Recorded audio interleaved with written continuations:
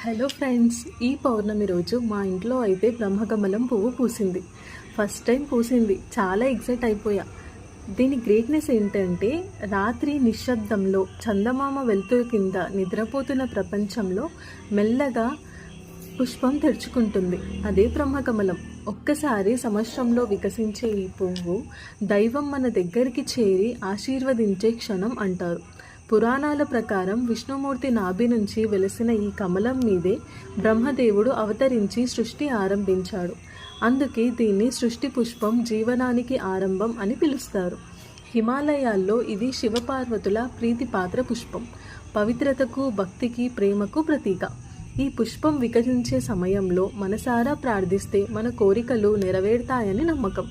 బ్రహ్మకమలం వికసించడం అంటే కేవలం ఒక పుష్పం కాదు, అది ఒక దివ్య అనుభూతి, ఒక శుభ సంకేతం. దేవతల ఆశీర్వాదం మన ఇంటి చుట్టూ పరిమళించడం అని అర్థం.